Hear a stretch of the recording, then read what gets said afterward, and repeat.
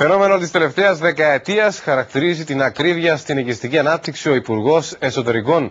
Εντός Νοεμβρίου η κυβέρνηση εξαγγέλει μέτρα απλούστευσης και εξυγχρονισμού των τμήματων πολεοδομίας και κτηματολογίου, ενώ συνεχίζει τη μελέτη για την αύξηση των ορόφων εντός των αστικών κέντρων και της προσφοράς περισσότερων οικοπαίδων.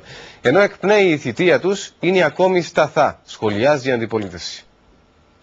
Η κυβέρνηση έλαβε μέτρα για να αντιμετωπίσει την ακρίβεια στην αγορά κατοικίας, δηλώνει ο Υπουργός Εσωτερικών και υποδεικνύει τα στεγαστικά προγράμματα για τους πρόσφυγες αλλά και για τα χαμηλά εισοδηματικά στρώματα.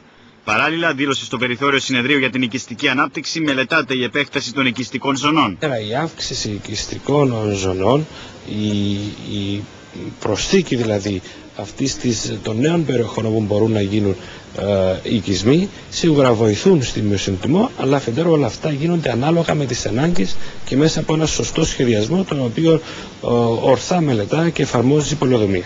Στο τέλος Νοεμβρίου, το Υπουργείο Εσωτερικών θα εξαγγείλει μέτρα για απλούστευση και εξυγχρονισμό των διαδικασιών στα τμήματα πολεοδομίας και κτηματολογίου, ενώ συνεχίζεται η μελέτη της πρότασης για αύξηση των ορόφων στις αστικές περιοχές, αλλά και της προσφοράς περισσότερων οικοπαίδων.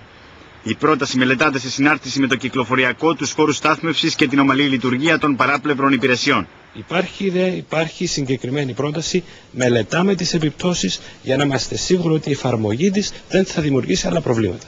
Τα προβλήματα που αφορούν την εμπορία της κατοικίας θα τεθούν εκ νέου την προσεχή στην Επιτροπή Εμπορίου της Βουλής, στην οποία κλήθηκε ο διοικητής της Κεντρικής Τράπεζας για να αναλύσει την πολιτική που υιοθέτησε πρόσφατα το Εποπτικό Τραπεζικό Ίδρυμα στα οικιστικά δάνεια.